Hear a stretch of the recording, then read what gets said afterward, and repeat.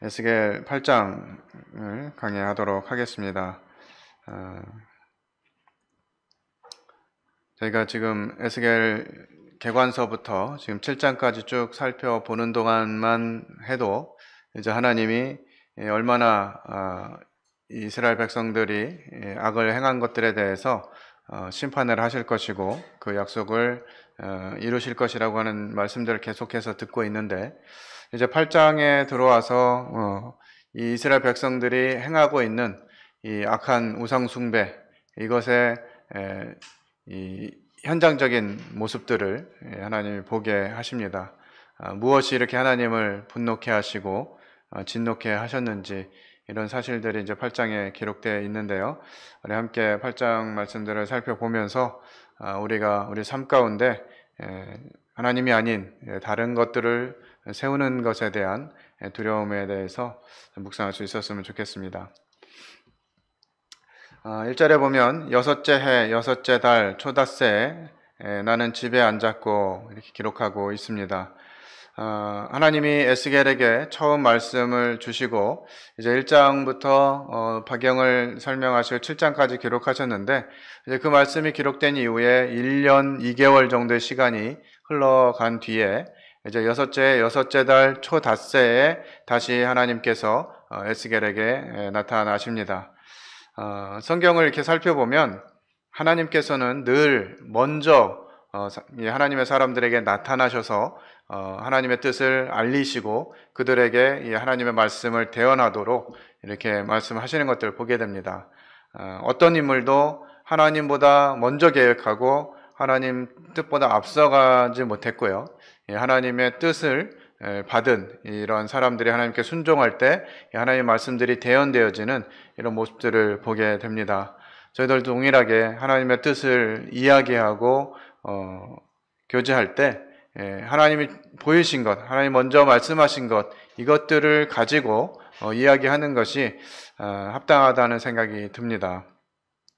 사실 저희들이 신앙생활 20년, 30년 이렇게 해오셨기 때문에 말씀이 새롭다거나 저희들의 삶의 반경에 있어서 이 성경적인 내용들을 아무런 준비를 하지 않아도 한두 시간씩은 그냥 충분히 이야기할 수 있는 이런 수준에 있다고 생각이 들어요.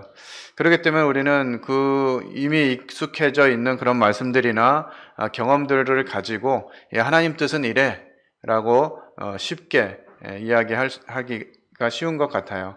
그러나 하나님이 정말 그렇게 말씀하셨는지, 그래서 저희가 아침마다 하나님 말씀을 묵상하고 큐티를 하고 하나님 내게 무엇을 말씀하시는가, 하나님 어떤 분이신가 하는 것들을 매일 이렇게 새롭게 저희들이 보고 있는데, 그런 경험들이 없이 하나님에 대해서 또 하나님의 뜻에 대해서 이야기하는 것은 그저 그냥 지식적이고 내가 알아왔던 그 하나님에 대해서 그냥 이야기할 수밖에 없는, 오늘 나와 함께 하시는 하나님, 오늘 내게 말씀하신 하나님이 아니라 그저 예전에 한 번쯤 말씀하셨던 그런 하나님인 것들을 이야기하게 되는 것이죠. 근데 참 안타까운 것은 그렇게 하면서도 내가 하나님을 안다, 내가 하나님을 경외하고 있다, 하나님과 좋은 관계 가운데 있다라고 착각하게 된다는 것이에요. 이스라엘 백성들 또한 그들이 하나님이 하신 말씀들을 얼마나 떠나서 하나님을 분노케 하고 계시고 하나님 진노케 하고 계신지 하는 사실들을 살피지 아니하고 그저 자기들은 여전히 마치 하나님이 자신들을 돌아보실 것이고 자신들의 어려운 이런 환경들, 포로된 것들, 또 포위된 것들, 이런 상황들에서 건져내실 것이다, 막연한 그 하나님에 대한 기대, 과거에 선조들이 경험했던 그런 일들을 듣고 또 생각하면서 하나님 그럴 것이다 라고 그냥 그 과정에 머물러 있게 되는 것이죠. 하나님의 말씀은 계속해서 주어져야 된다라고 생각이 듭니다. 그래서 다시 이제 1년 2개월 만에 하나님이 에스겔에게 이와 같은 또 말씀을 하시는데요. 그때는 유다 장로들이 또 에스겔과 함께 앉아 있을 때 하나님의 권능이 내려오십니다. 하나님이 이제 이 사람들에게 실제로 이와 같은 일들을 행하실 것들을 말씀하시는 것이 아닌가 하는 생각이 듣게 되고요. 이때는 이제 예루살렘이 완전히 이제 망하는 데까지 한 5년 정도 앞선 시간입니다.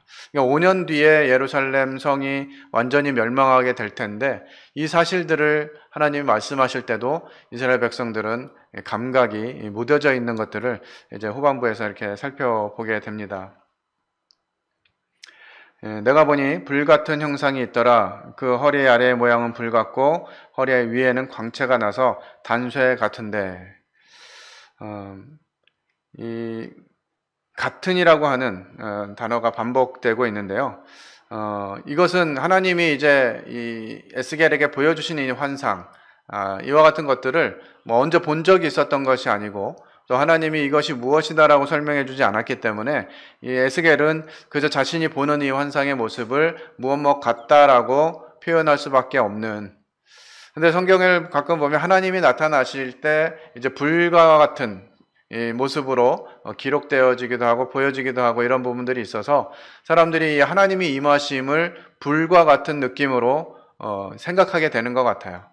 그러면서 이런 말씀들을 억지로 해석하려고 하는, 그래서 이 에스겔에 있는 형상들을 이 그림으로 표현한 이런 분들이 많이 있는데 이렇게 살펴보면 똑같은 그림을 그린 사람들이 없어요.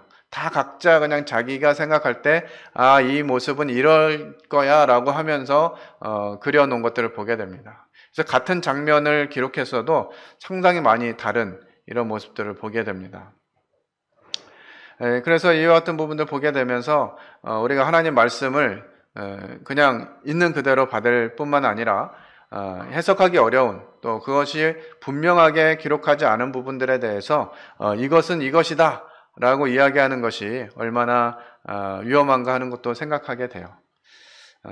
하나님은 늘 불같이 임하신다 라고 생각하니까 일반 교계에서 이제 성령을 받는다라고 할 때 뭔가 뜨거운 것이 일어나지 않으면 이 성령이 임하신 게 아닌 걸로 생각하는 거죠.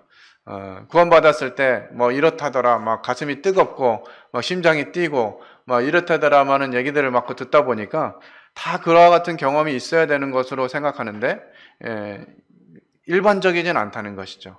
성경이 정확하게 무엇인지 모르기 때문에 불 같고 단쇠 같다 이렇게 이제 표현을 하는 것인데 거기에 자꾸 의미를 둬서 하나님이 불이다, 하나님이 단쇠다라고 하는 부분들을 너무 이렇게 깊게 파고드는 것은 저희들이 성경을 보는 데 있어서 오히려 이렇게 도움을 주는 것이 아니라 어려움을 주는 모습이 아닌가 하는 생각이 듭니다. 그래서 하나님이 보여주신 것은 그냥 그대로 성경에 기록된 대로의 모습을 저희들이 읽고 또 그 정도로만 이해하면 되지 않겠나.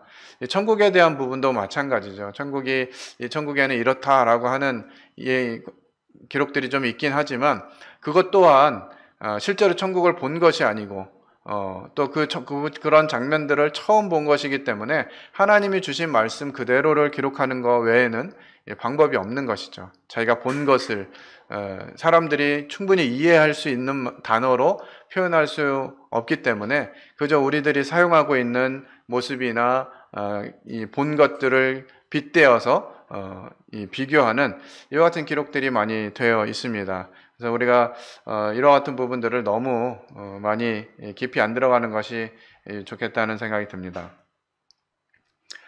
3절 그가 손 같은 것을 펴서 내 머리털 한 모숨을 잡으며 주의 영이 나를 들어 천지 사이로 올리시고 하나님의 환상 가운데 나를 이끌어 예루살렘으로 가서 안뜰로 들어가는 북향한 문에 이르니 거기에는 질투의 우상 곧 질투를 일어나게 하는 우상의 자리가 있는 곳이라. 이제 하나님이 이 에스겔을 들어서 예루살렘으로 데리고 갑니다. 이 그발강가, 이 잡혀있는 포로로 있는 이곳에서부터 예루살렘까지는 한 1600km 정도 되는 굉장히 먼 거리에 있는 곳입니다. 그런데 이 순간에 이제 이 에스겔을 데리고 예루살렘까지 가신 것인지 아니면 공중에 들어서 환상으로 에스겔에게 예루살렘을 보이신 것인지 뭐 명확하지는 않습니다만 하나님께서 이제 이 예루살렘에서 어떤 일들이 일어나고 있는지를 에스겔에게 보여주시고자 했습니다. 3절에 기록되어 있는 모습을 보면 조금 이게 우스운 것 같기도 하고 이게 무슨 장면인가 싶은 생각이 드는 부분이 있는데, 머리털 한 모슴을 잡았다 이렇게 표현하고 있습니다. 이 한 모슴은 그저 그냥 한 줌 정도 드는 이 가늘고 긴 물건의 수량을 나타내는 단위인데요. 하나님이 에스겔의 이왕이면 에스겔의 팔을 잡거나 이렇게 몸에 품을 안아가지고 데려가시면 그나마 좀 폼이 낫겠다 싶은데, 어떻게 머리를 이렇게 한숨 잡아가지고 이게 머리만 딱 잡아 끌어서 데려가시는 거예요. 참 성경 하나님 참 재미있게 기록하셨다라는 생각 들기도 하고, 왜 이렇게 기록하셨을까 하는 생각이 들기도 하는데, 보통 이 머리를 잡아서 사람을 들어 올리는 케이스가 물에 빠진 사람, 죽어가는 사람을 건지는 일 외에는 그렇게 하는 일이 별로 없다 그래요. 아무래도 사람을 이제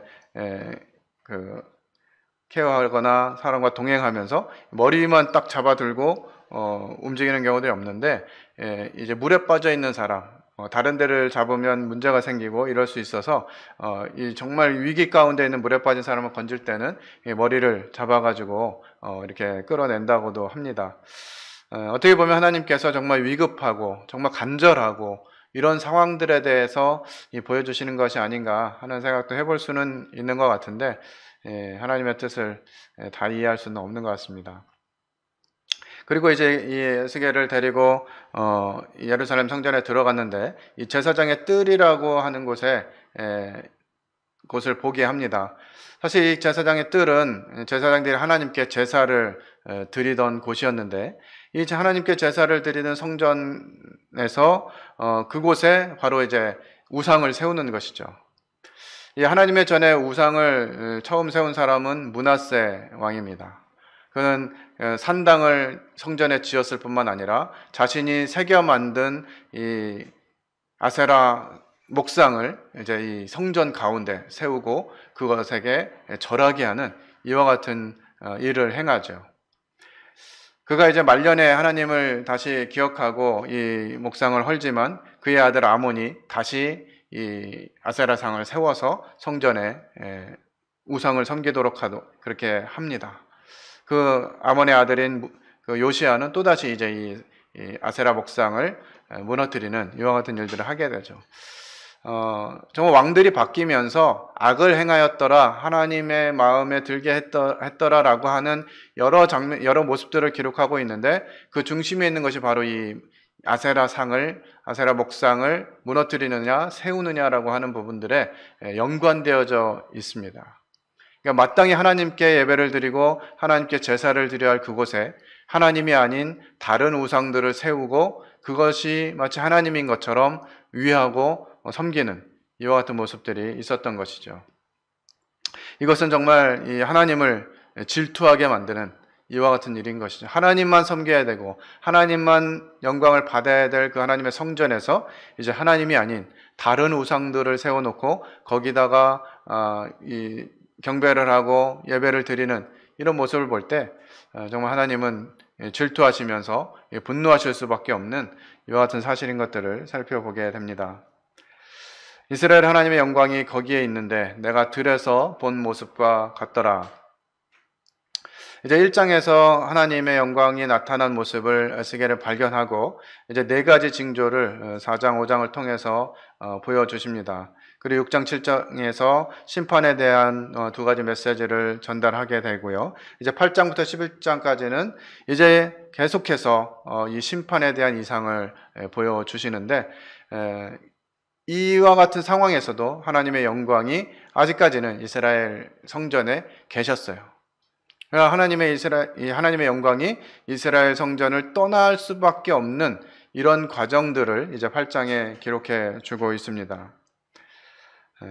5절에 보면 그가 내게 이르시되 인자야 이제 너는 눈을 들어 북쪽을 바라보라 하시기로 내가 눈을 들어 북쪽을 바라보니 제단문 어기 북쪽에 그 질투에 우상이 있더라. 원래 이 제단문 북쪽에는 하나님 앞에서 이 제물을 잡는 그와 같은 장소였어요. 레위기 1장 11절에 그가 제단 북쪽 여호와 앞에서 그것을 잡을 것이요 아론의 자손 제사장들은 그것의 피를 제단 사방에 뿌릴 것이며, 그러니까 이곳에서 제물을 잡아서 이 하나님께 제사를 드리는 이와 같은 작업을 하는 공간이 있어야 되는데, 번제단처럼 그곳에 제물을 드리고 불을 태우고 해야 되는 그와 같은 장소에 이 질투의 우상을 세운 것이에요. 정말 이게 저희들이 지금 생각하면 어떻게 그런 일을 행할 수 있나 싶을 정도로 그런 모습이죠. 제단이 세워져 있어야 할 그곳에, 제단이 아니고 하나님께 드릴 제물을 준비해야 될 그곳에, 그것이 아닌 우상들이 서 있는 이와 같은 모습들을 보게 됩니다. 주로 이 질투의 우상이라 그러면 이 성경학자들은 이것이 아세라 상일 것이다 라고 이야기하는데, 이 아세라 상은 다산과 이 성적 부도덕에 대한 상징을 하고 있는 신입니다. 신명기 32장 16절 17절에 보면 그들이 다른 신으로 그의 질투를 일으키며 가증한 것으로 그의 진노를 격발하였도다. 그들은 하나님께 제사하지 아니하고 귀신들에게 하였으니 곧 그들이 알지 못하던 신들, 근래에 들어온 새로운 신들, 너희의 조상들이 두려워하지 아니하던 것들이로다. 사실 이 아세라상은 가나안 족속들이 이미 이스라엘이 들어오기 전부터 섬기던 그런 신이었습니다. 그러니까 하나님을 중심에 두지 않으면, 하나님을 섬기지 않으면 우상을 섬길 수밖에 없는 이것이 인생의 모습인 것 같습니다.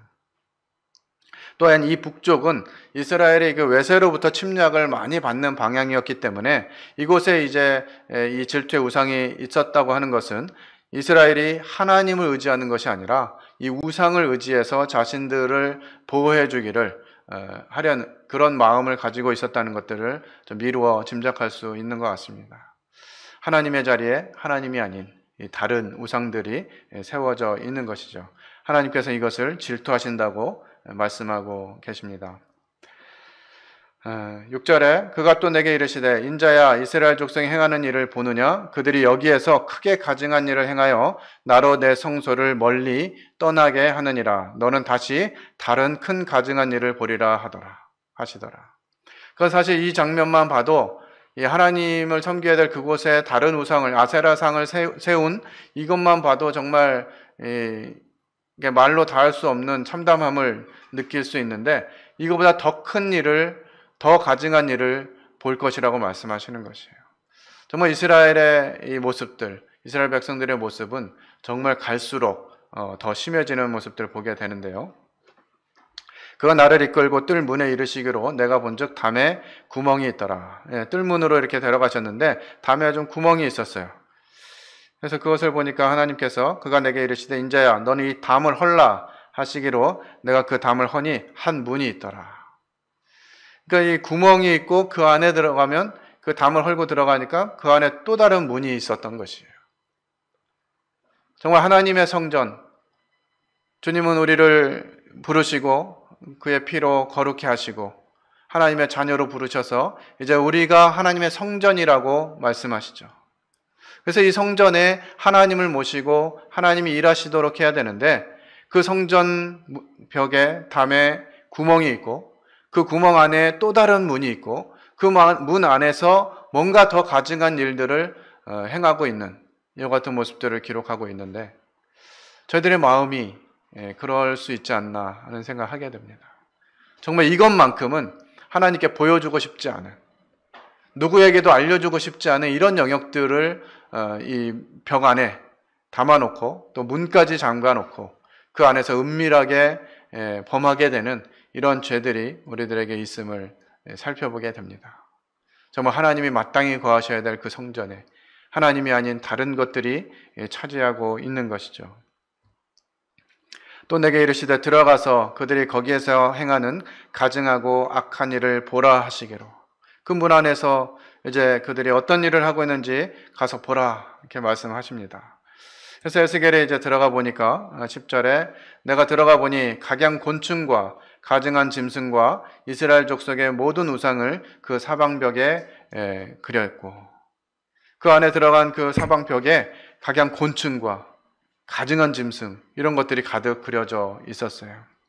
우리 로마서 1장 23절에 정말 이 인생의 죄악이 얼마나 바닥까지 갔는가를 살피는 말씀에 하나님의 영광을 썩어질 사람과 새와 짐승과 기어다니는 정말 벌레와 같은 형상으로 바꾸었다라고 하는 말씀을 저희들이 알고 있는데, 정말 이스라엘 백성들이 그렇게 하는 것이에요. 온 벽에다가 정말 이 벌레 같은 이런 것들을 그려놓고 그것들을 섬기고 그것들에 절하고 그것들을 음란히 섬기는 이와 같은 일들을 이스라엘 백성들이 그 성전 벽 안에서 행하고 있었던 것이죠.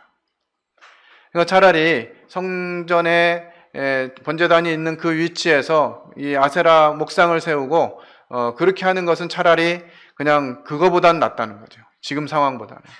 이 담 안에 문을 닫아놓고 그 안에서 정말 온갖 이 더러운 것들을 그려놓고 그것들에게 절하는 이스라엘 백성들의 모습을 기록해 주고 계십니다. 이 각양곤충이라는 말을 이제 문자적으로 이렇게 번역해 보면 모든 종류의 기어다니는 것들로 표현할 수 있습니다. 이 가증한 짐승이나 우상과 같은 유죠.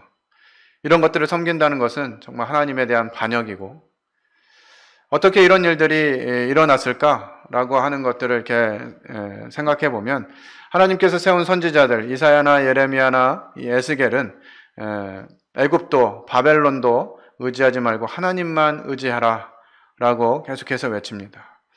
이 이스라엘의 이 국제 정세 속에서 친애굽파와 친바벨론파가 있었는데, 그들이 이렇게 싸우다가 결국은 이제 애굽 쪽으로 기울게 되는,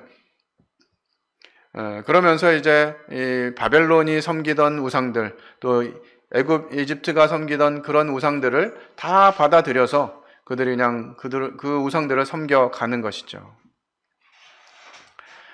마지막 시대, 이 시드기야 왕이 마지막 왕이 되었을 때 친애굽으로 기울면서 그 애굽에서 섬기는 모든 것들, 저희들 출애굽기를 통해서 10가지 재앙에 나오는 그 재앙의 모습들이 다 우상들이었거든요. 벌레도 뭐 8이니 2이니 뭐 이런 것들 그려놓고 섬기고 있는 것이죠.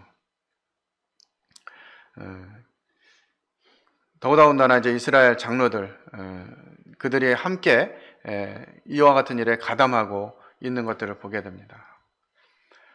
11절에 이스라엘 족속의 장로 중 70명이 그 앞에 섰으며 사반의 아들 야하사냐도 그 가운데 섰고 각기 손에 향로를 들었는데 향연이 구름같이 오르더라. 이 성경에서 이제 장로 70인은 이스라엘 전체를 대표하는 의미를 가지고 있습니다.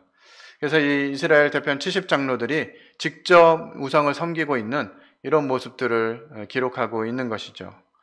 사진으로 치면 이렇게 될 것 같습니다.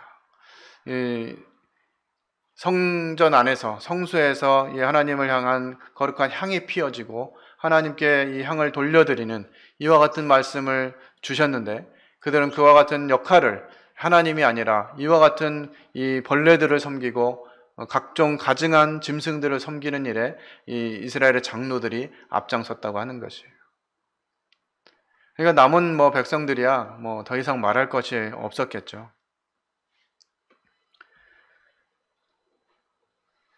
12절에 또 내게 이르시되 인자야 이스라엘 족속의 장로들이 각각 그 우상의 방한 어두운 가운데서 행하는 것을 네가 보았느냐. 그들이 이르기를 여호와께서 우리를 보지 아니하시며 여호와께서 이 땅을 버리셨다 하느니라.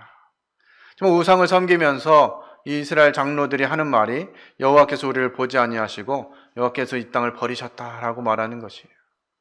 정말 자신들이 행하고 있는 이 가증한 이 우상을 섬기는 일들을 회개하고 돌이키는 것이 아니라 그 과정 가운데 있으면서 하나님이 우리를 버렸다, 하나님 우리를 돌보지 않으신다라고 말하는 것이죠. 정말 이 죄악의 끝으로 치닫다 못해 이제 하나님을 대적하고 하나님 무시하고 하나님을 곡해하게 만드는 이런 과정 가운데 있는 것들을 보게 됩니다.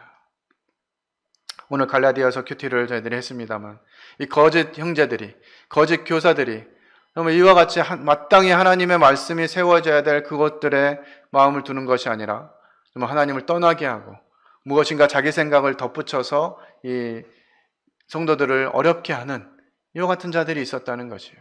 이 예나 지금이나 이와 같은 모습들이 여전히 진행되어지고 있다고 하는 사실들을 기억하게 됩니다.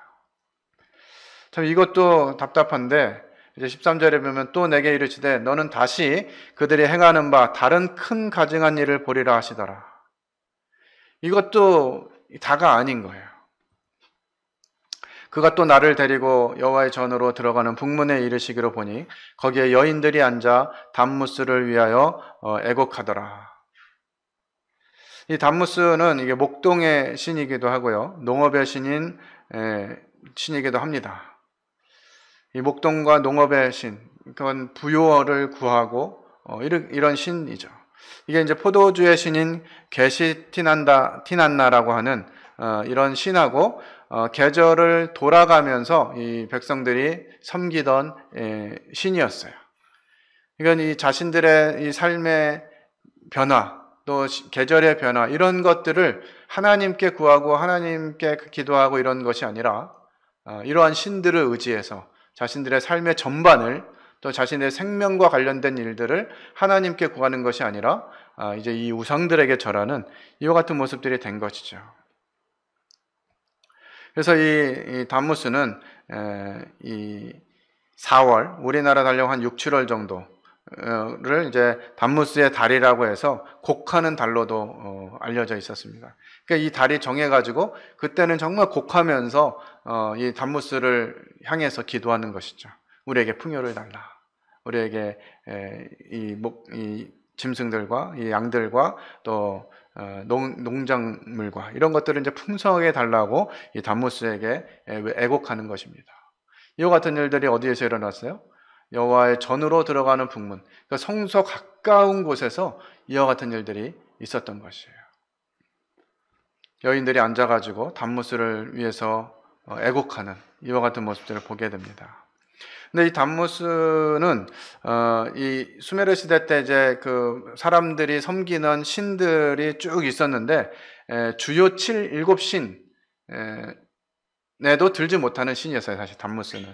그런데 이 담무스를 이렇게 성전에서 섬긴다고 하는 것은 그 외의 신들은 뭐 말할 것도 없었다라고 저희들이 이해할 수 있는 것이죠. 하나님의 성전에서 아세라 목상을 새기고 또 담 안에서 문을 걸어 잠그고 가증한 짐승들과 벌레들과 이런 것들을 새겨놓고 그것들에 절하고, 또 장로들이 그곳에서 앞장서서 그 일을 행하고 있고, 또 여자들은 때가 되면 이제 이 담무스를 향해서 곡을 하는 이와 같은 일들이 성전에서 이루어지고 있는 것이죠. 그런데 이것도 끝이 아닙니다. 15절에 보니까 그가 또 내게 이르시되 인자야 네가 그것을 보았느냐? 너는 또 이보다 더 큰 가증한 일을 보리라 하시더라. 야, 이거보다 더 큰 가증한 일이 있을 것인가? 어떤 일이길래 도대체 이렇게 이보다 더 큰 가증한 일이 있나 하는 사실들 보게 되는데 16절에 기록하고 있습니다. 그가 또 나를 데리고 여호와의 성전 안뜰에 들어가시니라. 보라, 여호와의 성전문 곧 현관과 제단 사이에서 약 25명이 여호와의 성전을 등지고 낯을 동쪽으로 향하여 동쪽 태양에게 예배하더라. 성전이 이제 동쪽으로 향해져 있기 때문에 이 이스라엘 백성들이 태양을 경배하기 위해서는 이 성전을 등질 수밖에 없는 것이죠. 성전을 등졌다라고 하는 것은 이제 이 태양을 섬기기 위해서, 태양을 우상으로 섬기기 위해서 하나님을 완전히 등지고, 이제 이것은 어느 정도 벗어난 것이 아니라 하나님을 완전히 외면한 채 하나님 무시하고 이제 자기의 길로 가고 있는 이 이스라엘 사람들의 모습을 기록하고 있습니다.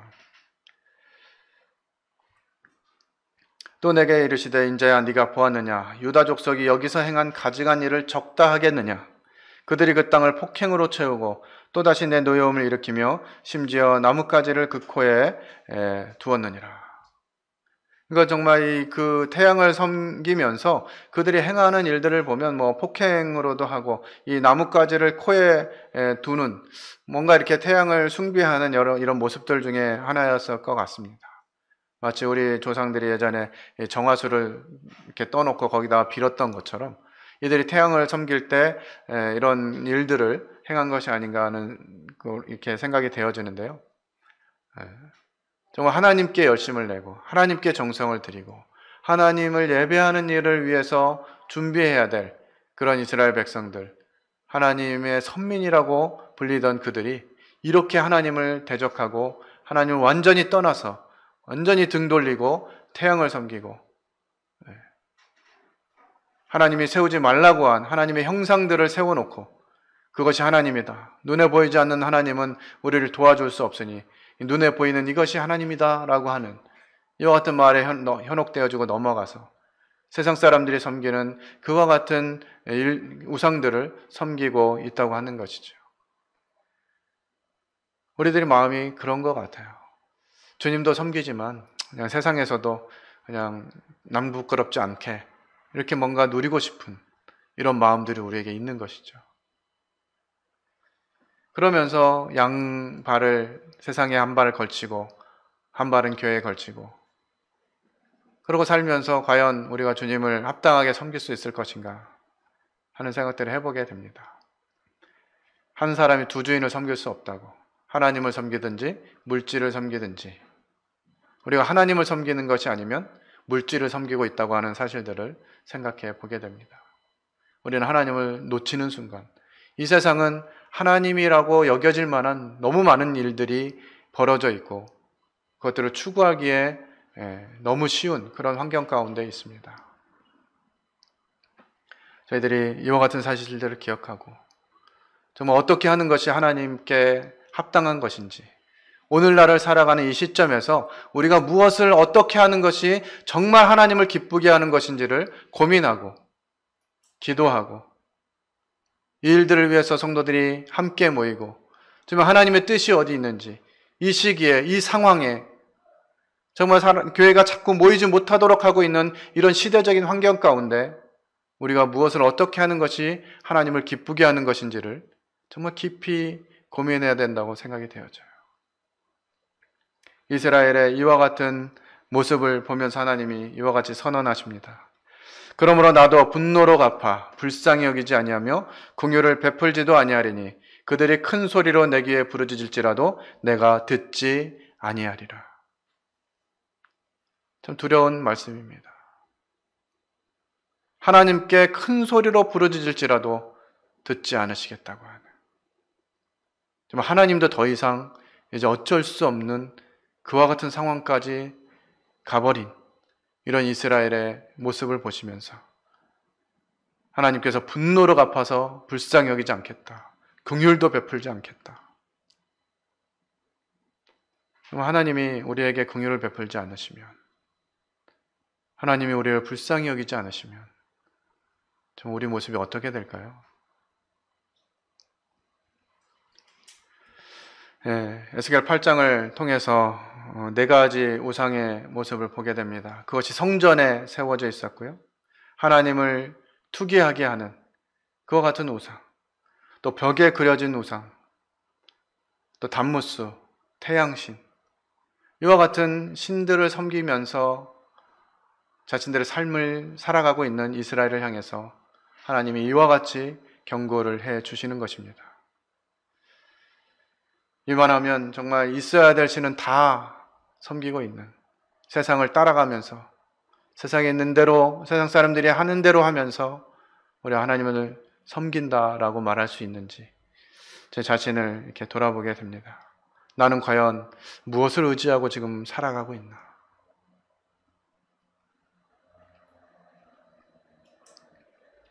제 삶 가운데 아이들과의 관계 속에서 또 아내와의 관계 속에서 우리가 기도해 봅시다. 주님이 그것을 어떻게 하라고 하시는지. 이런 부분에 있어서 기도가 끊긴 영역이 있더라고요. 아이들이 무엇인가 필요가 있어서 아빠 나 이거 좀 있었으면 좋겠는데요 라고 할 때